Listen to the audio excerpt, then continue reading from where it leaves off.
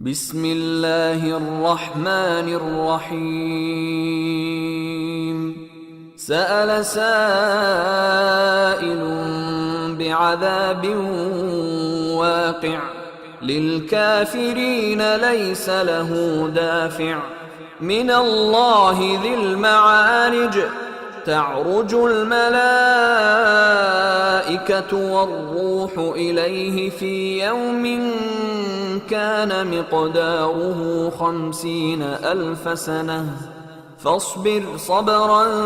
جميلا إنهم يرونه بعيدا ونراه قريبا يوم تكون السماء كالمهل وتكون الجبال كالعهن ولا يسأل حميم حميما يبصرونهم يود المجرم لو يفتدي من عذاب يومئذ ببنيه وصاحبته وأخيه وفصيلته التي تؤويه ومن في الأرض جميعا ثم ينجيه كلا إنها لظى نزاعة للشوى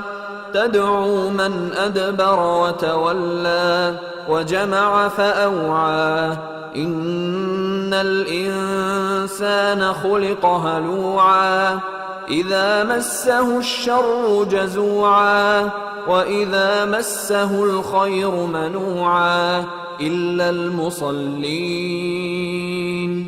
الذين هم على صلاتهم دائمون والذين في أموالهم حق معلوم للسائل والمحروم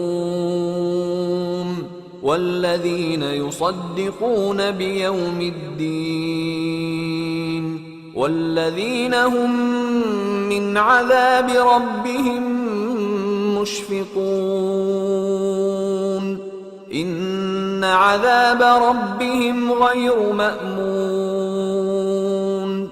والذين هم لفروجهم حافظون إلا على أزواجهم أو ما ملكت أيمانهم فإنهم غير ملومين فمن ابتغى وراء ذلك فأولئك هم العادون والذين هم لأماناتهم وعهدهم راعون والذين هم بشهاداتهم قائمون والذين هم على صلاتهم يحافظون أولئك في جنات مكرمون فما للذين كفروا قبلك مهطعين عن اليمين وعن الشمال عزين أيطمع كل امرئ منهم أن يدخل جنة نعيم كلا إنا خلقناهم مما يعلمون فلا أقسم برب المشارق والمغارب إنا لقادرون على أن نبدل خيرا منهم وما نحن بمسبوقين فذرهم يخوضوا ويلعبوا حتى يلاقوا يومهم الذي يوعدون يوم يخرجون من الأجداث سراعا كأنهم إلى نصب يوفضون خاشعة أبصارهم ترهقهم ذلة